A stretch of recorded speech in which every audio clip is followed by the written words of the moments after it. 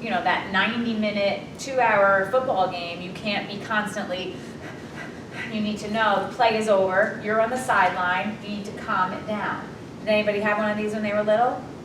I still have one. The Newton's cradle, where you hold it up and it goes,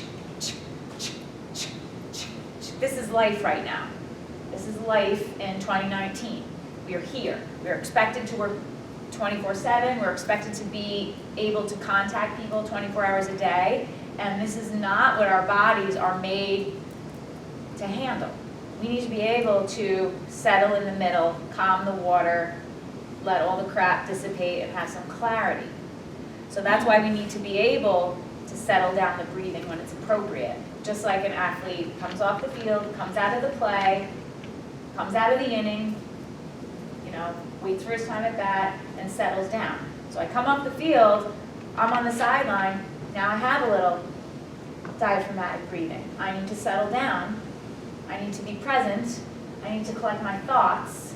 I don't need to be an Odell Beckham kicking, you know, and proposing to the net and doing all kinds of cuckoo things, because that's just making me crazier. And then I gotta go out on the field, and then I gotta do my job, and then the fans are yelling at me, and then I'm getting crazier, and that's just making me up here. And guess what happens when I'm up here? I'm not present. And when I'm not present, I can't access my playbook. I can't even hear what coach is saying to me. I am not an effective player. I'm not gonna make the play. I'm not gonna remember the play, right? So I need to know that there's a time and place for both kinds of breath, right? It happens automatically when I'm on the field. But I need to know when I come off, my eyes open, it's as easy as that. And then inevitably a player will go, what if my nose is stuffy? If your nose is stuffy, it's okay to breathe through your mouth, just maybe slow it down a little bit, right? They're always gonna be a wise guy, right? You never had one of these? No, I didn't own one, but I mean, you know, Yeah. something. So the types of breathing to discuss with your players are the diaphragmatic breathing, that brings presence, shut down fight or flight.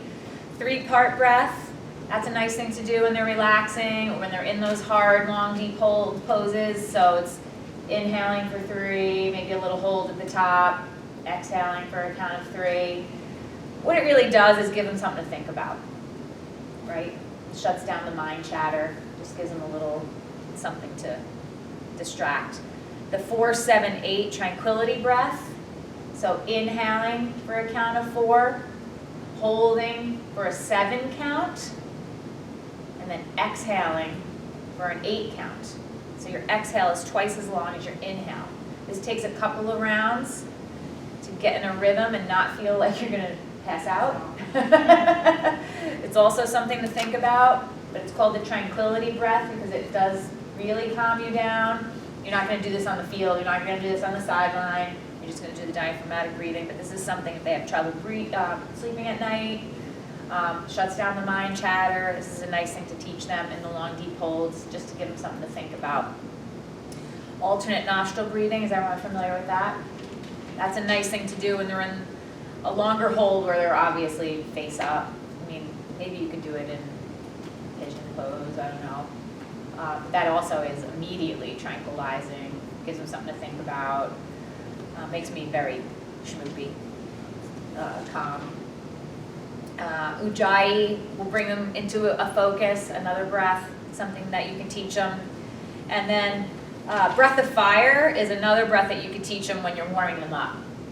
It gets them fired up, right? Gets that core moving, brings the breath, brings that heat up for them, gets them warmed up, gets them fired up. So if you're doing like, you know, some of those warm-ups that I do on some of my videos, and you get them just, you're starting to teach them with my regular classes, and we laugh because they're not kind of on board with it. I'm like, just blow your snot, just blow snot. And they're just like, they're not kind of on board with it. But once you get, the athletes kind of do get on board with it because it's like a primal. Power. Yeah, it's a power thing for them and primal, and they do kind of get on board with it, and it does heat them up quick, and they kind of like it. So these are all kinds of breaths that you could introduce to them, and they're more receptive to it than you think they will be. That's good. Yeah. Out of here. So tools to master and teach are to promote true body awareness and its importance. This is what we've been talking about all day, right? The symmetry, the symmetry, the symmetry. Tuning in to prevent future injuries. Prevent injury by feeling, looking, starting to talk to them, not only about feeling, but looking. And we're going to start that now. Teaching to understand and see body alignment. We already mentioned that it is a given that sports by nature are one side dominant, therefore they create imbalances, right? Could we agree with that? That other than maybe swimming, I think pretty much almost every sport by nature is one side dominant, creates an imbalance, right? So it is that misaligned car, right? So it wears and wears and wears until. That's why it's nice if you have, you know, even if you're a righty batter, that you just take a few hacks on the other side or whatever, but just to keep that balance. You know, that's what I say, you throw with one arm. When you sprint, usually you start the sprint on that same leg all the time. You have that dominant side. You're a righty or a lefty. There are people that are ambidextrous, but they're still a little, usually stronger on one, even if they do have both. Power Yoga for Sports teaches you as a teacher to notice the imbalance when they're way out of whack. Teach the athlete to see their own imbalances. Give the tools to bring the body back to a sounder posture to increase performance and efficiency. Remember the car analogy. So here we're going to start to look, okay? And then we're going to look at each other a little bit. So this is my nephew who had shoulder issues. If you want to come a little closer, because obviously it could be a little bit better, but this is a before and after of working, but you can see his neck and the yeah. So where's his head? he's a child's pose here, but notice this shoulder here, right, and the scapula, and here. Let's not even look at this one right now. And a little bit of tension in the back here, and then notice the chest on that side and the anterior tension in that shoulder right here. You want to move it for him. You're like, oh, he's not going to move for I know, you. I'm trying to Right? And then look at his head. He thought he was straight, by the way. Right? It gets even worse. Right? This is after about a month of doing the protocol stretches that I gave him, so he's a little better. He could still use a little bit of work, but it's a little bit better. Right? He's still moving a little. There's still a little tension right there. His head is on a little straighter. Actually, he's in my book. The bad part, when he was really bad, he was in my book. So this is a before and after too. He had, look at how his arm wouldn't go back. And this is about, here's my cat.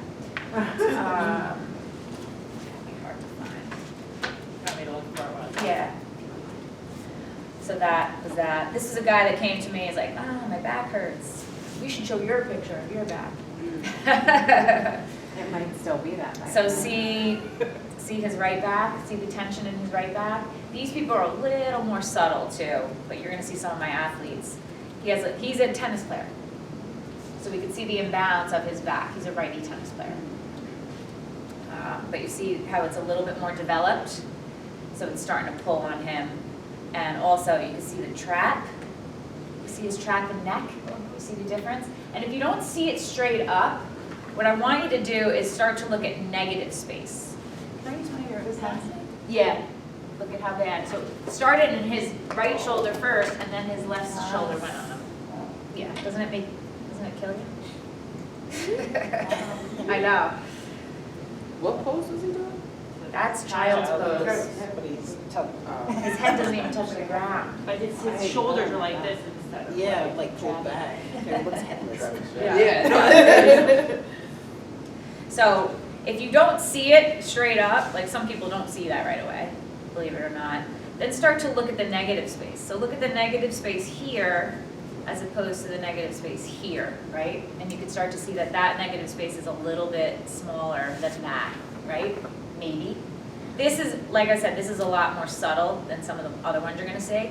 And then, because this is so tight, this starts to close up. And this negative space where his thigh is a little bit smaller than that. See how much left thigh we see as opposed to the right thigh? You guys see that? Yeah. Okay, so let's go to, this is Travis, so that's him again. But look at that. Is that? Yeah, that's it. Okay. So this is one of my Major League Soccer players, and he was telling me that his back hurt. And I love this because it's up against the blue. So look at his paraspinals. Is he bending forward? He's in standing Oh, forward okay. bend. I feel like that his jersey number is the way it's Yeah. structured. Okay. Yeah, he's in standing forward bend. He's number 5. So see that? Hold on, you can See literally it? See? Yeah. Yeah. He's like, my left back hurts. I was like, yeah, no shit. Yeah. This was a girl on Instagram, and she's just like doing her child's pose, and I'm like, really? Oh, Is your look at ours. Completely different. Is your left arm shorter than your right arm, or is your back tight? You know, like look at her, the reach. Right, and that's part of their homework is to find crooked people on Instagram. So watch your posts, you people, because they might be.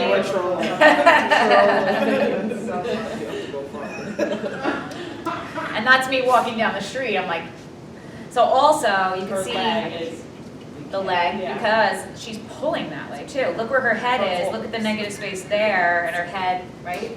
So I'm gonna Even what say, you can see in her thighs. Yep. Of the shorter arms, like you can barely right. see. I'm like gonna you need to, venture like, to say it's her grab back her, and she's yeah. pulling all So, left yeah. instead of it being right. Or hit from the hip. Yeah, because it does look like that It's her like back, shifting. right? She has a bump in her back. She's like Yeah. Yeah. all Exactly. back and Yep. Poor chick thought it was a cute picture. Aww. So these are some of my pros. So that's number 5. In there. Now we got a bigger picture of number 5. And you can see how he's like this kind of. That was that bump in the back, number 5 that you saw before. So these are some, let's just try to stay focused because these are just fascinating. Doesn't it look like there's 2 golf balls in his back? Yeah. He just came to me from the trainer after the trainer worked on him. That's a New York Giant. He's like, Gwen, my back still hurts. I just came from the trainer. I'm like, let me sit. Get on the floor. Doesn't it look like there's 2 golf balls right there? Yeah. Those are 2 like just seized up knots in his low back. In which muscle? I can't even really tell how It's low just- down that is. It's like Like, is that in QL? Oh, no, it's higher. yeah. Okay. It's like to me, I'm like, I think we need kidney replacement or something. I'm like, holy crap. Well, like, is Yeah. that the erectors? So Like, tight. what muscle? It is was right below, right above QL, right Yeah. below, yeah, Okay. yeah. And then this guy, get in close.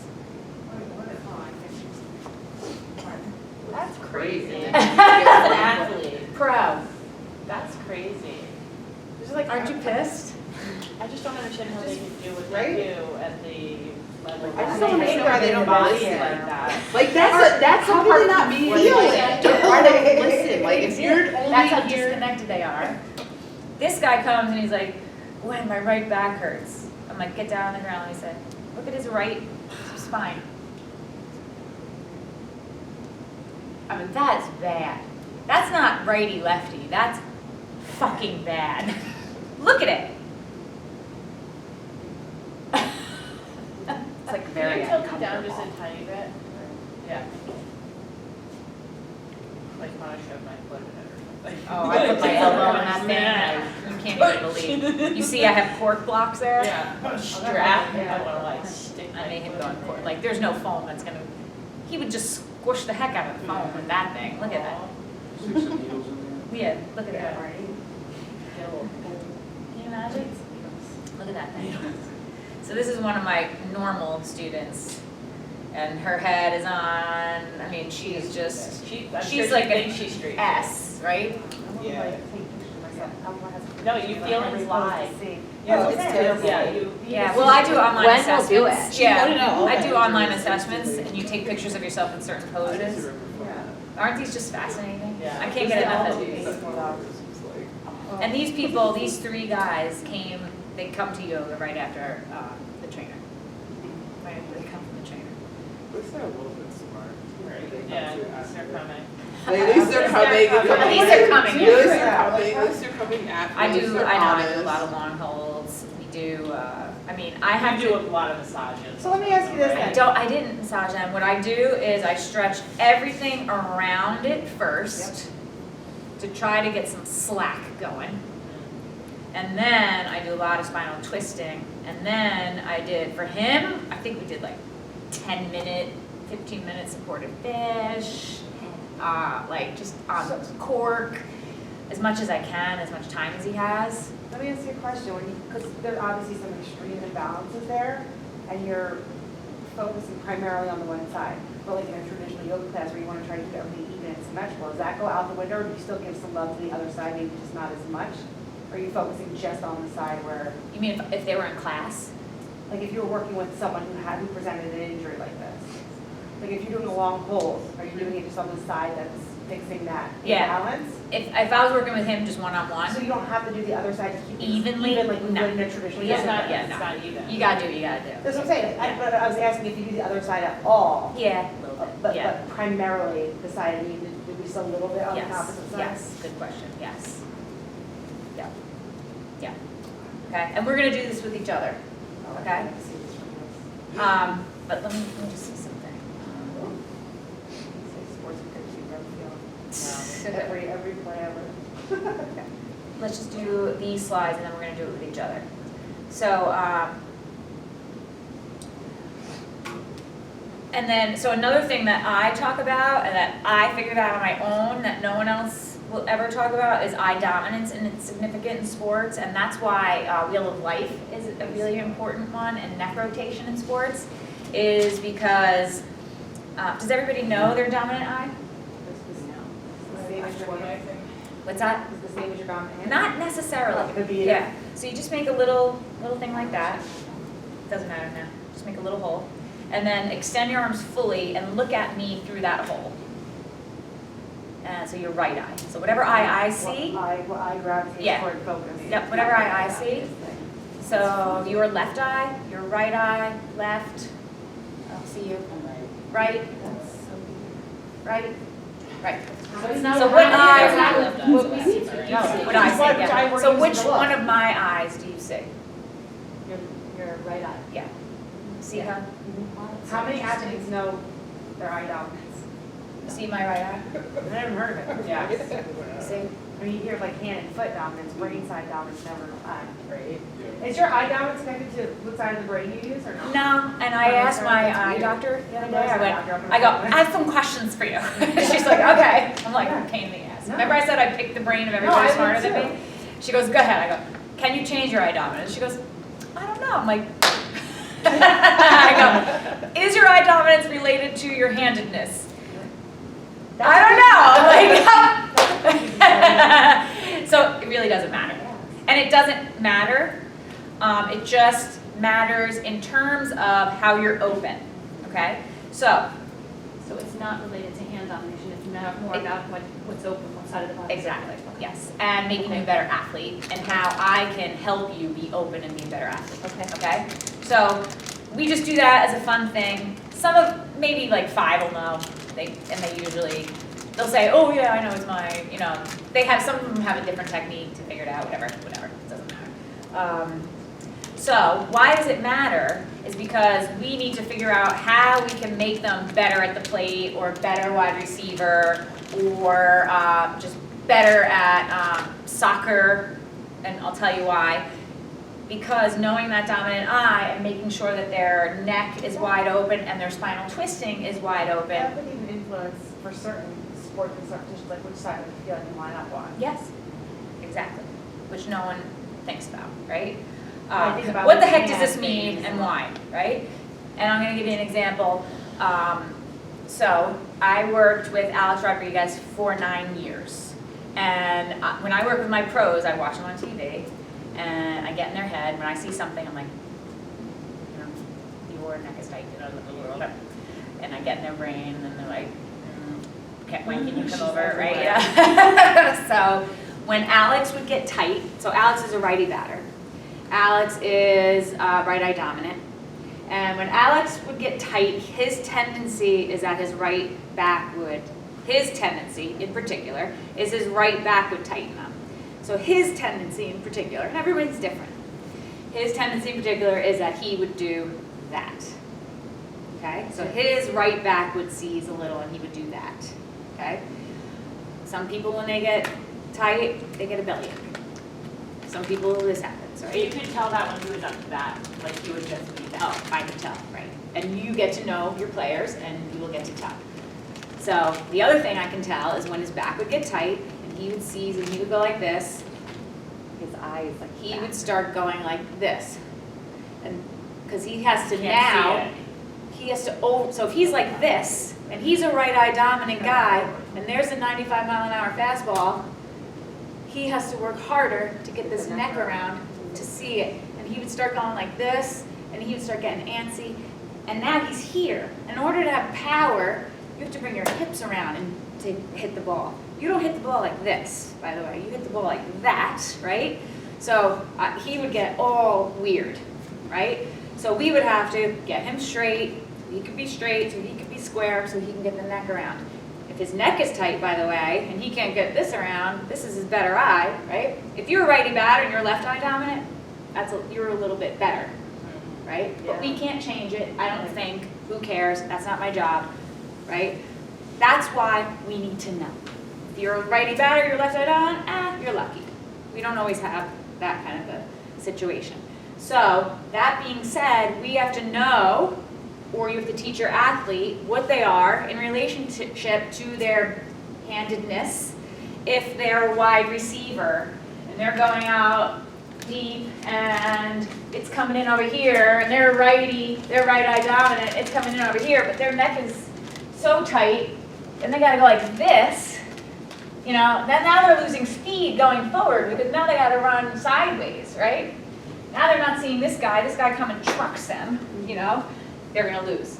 If you are right eye dominant and you're a soccer player, and I have a young kid who's playing that, you know, that young level pro soccer, and he tends to, let me think about it for a second, he has, he can't turn, he doesn't turn well this way, I think. Forget, he has a blind side. I'm trying to think now. Well, let's think about in soccer, right? If you're right eye dominant and you could turn really well to the right, you have big open view, right? If you can't, it's like driving with your side view mirror down, right? And did you ever do that? Did you ever go out of like the parking lot and your side view mirror is down and you're driving and you're like, ah, it's uncomfortable, right? You're like, shit, I gotta pull over. All of a sudden I can't see. You know, you need to be able to have that viewpoint here and you need to be able to have that viewpoint here. Otherwise, why? When they're watching the tape, they're like, for some reason, that guy doesn't see anybody coming on his right side, steal the ball on his right. He doesn't see anybody coming on his right. You can steal it from him every time on his right. In hoops it works, in soccer it works. So you want them open, clear, all sides, right? Make sense? So it's helpful to know, we can't change it, but we can improve their game by knowing and making sure it's open and clear on each side. Does everybody understand? Did I explain it right? Okay. The other thing is, so this is where I look. So these are pretty clear and open, right? The other thing is, if you see somebody, my latest example, do you have your phone? Can you pull up Jeff Bezos?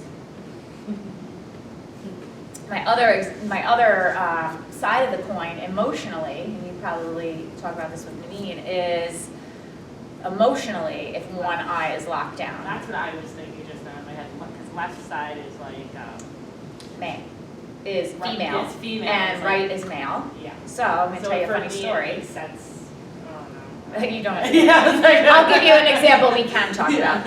So, funny example is, so on the other side of the coin, that's physical, what we can do, and mentally, emotionally, that's good, but it's not great.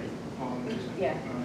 So, Oh, if an eye is locked down, so the right side, it's like your future, like your it's not even future, it's potential. It's male, female. So right side is the male side, left side is female, dominant. And, is that good? Yeah. So, right side's male, left side's female. And where the blockage is, so if something just doesn't make sense, and you guys don't have to get into this. This is like a little bit out there. I'm just gonna throw it out there because it has to do with the eyes a little bit. But if something just doesn't make sense, sometimes it is a little bit more emotional. And sometimes I'll scare my clients by saying things like this. I'll just get in there and just go into the nitty gritty, and I'll be like, you know, I'm looking at I'm just like talking to my angels, I think, right now. But if it's up high, up here, it's usually like parental. What's Like imbalance, Okay. parental-ish here. Then it's like, here is, you know, your same age. Then it starts to be like children, lower, totem pole, and down, you know? So I took one look at, I happen to know someone that's friends with Bezos, and when the whole scandal went down with his wife, I was like, I looked at the picture and I was like, holy shit, that guy has some daddy issues. It just like came out of me like diarrhea, and I was like, because they were friends with him, and I was like, whoa, that guy has daddy issues. Like, and my friend goes, she doesn't care because she's friends with me. She goes, and I was like, she goes, why'd you say that? And I was like, well, look at his eye. His eye's shut down like crazy. She goes, well, you know, he was abandoned by his family, his parents, and he was adopted, right? And I was like, no. Well, she goes, well, why'd you say that? I go, well, look at his right eye. Like, his father totally, like, The one, I mean, supposed one, It's like totally wonky. I mean, he's such daddy issues, it's not even funny. He looks like two different people. It looks like Yeah. a glass eye, like, I don't even know what The whole structure happened. of his face on the right side. is Yeah, two different people. Yeah. Just cut him in half. Yeah. Right? It's like, crazy. nobody sees this? The guy has $1 billion. He can't fix this? I'm like, fly me out, Bezos, I'll fix you. Whatever, sidebar, but if it's not physical, then maybe it's something emotional like that. And you can call me if you're not sure. This guy was on TV, and I freeze framed my TV because I happen to know the owner of the Tampa Bay Devil Rays, and I was like, yo, dude, you gotta fix that guy. He's at the plate right now. And he wasn't blinking or doing something No, weird. at I have that like screen. 18 That- pictures of it, yeah. Oh my god. Looks like he has an eye infection. Looks like swollen shut. I was like, you need to get someone to help him because He has major problems. major problems. So there we go. Hate him, but whatever. So look, identify things. Did I say that out loud? Sure. Increase Kinda blood. elaborate. So also, if you see these imbalances, it could be they need some neck stretching. They need to open up some of the nerves, the blood flow, right? The muscles, and just get some. You could do Wheel of Life. You could do some, you know, just some neck stretches. All of a sudden, you open up those muscles, you get nerve flow, blood flow, and you see that eye open right up, like on the spot.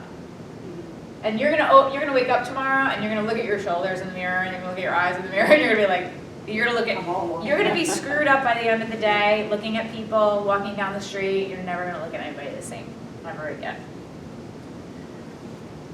Okay. So when we looked at those slides, right, we looked at the size, shape, symmetry, Wheel of Life, rabbit pose, happy cow arms, plow, bridge, wheels, long holes. Those are all really good for some of these, like we talked about, like what did I do? What are happy cow arms? Happy cow arms like Oh, this this with the strap.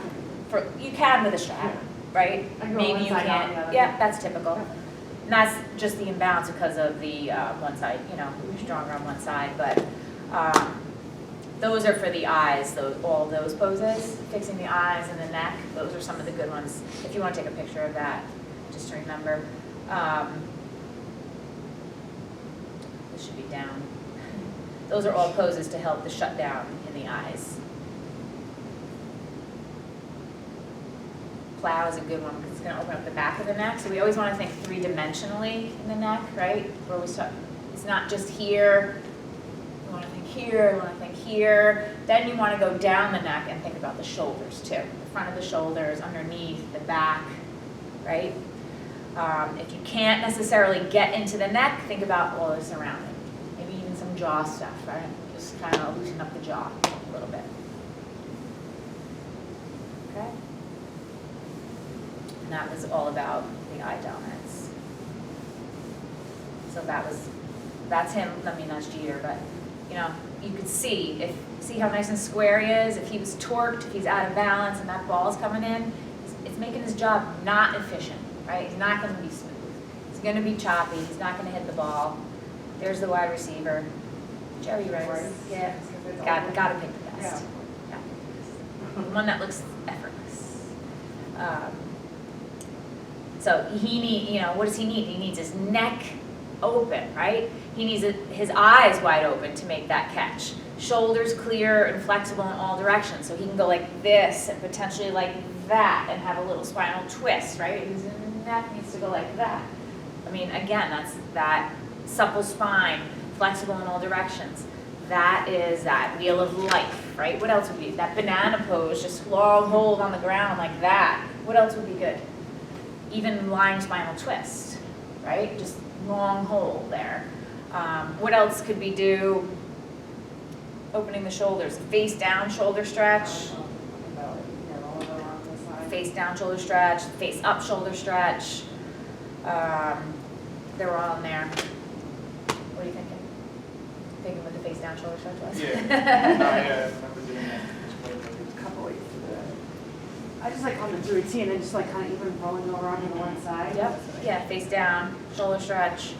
And it kind of gets the opposite way when you throw the knee. I like to do one and then the other. Yep, and then you could do this one too. And just rest your head on a block, right? You said it when you talk. Yep, face up, shoulder stretch. Face up, yeah. Sphinx pose, nice Sphinx pose, so you're just getting, as always, supported fish on the block, right? Delish. And the hip flexor opener, just to get some of that extension and get the extension here, the hip flexor opener on the block. Does everybody know that? You want to just drop down and show her? Drop down and give me a hip flexor opener. Supported bridge. Oh. And so Yeah. you're getting deep psoas and you do nothing. Feel kind of know it's So hard. 2 or 3 blocks and 10 minutes there and you do nothing. Gravity's doing everything for you. Even early in class though, if you come like super body asana and then come to kaggle, like that really, I'm tight in my shoulders.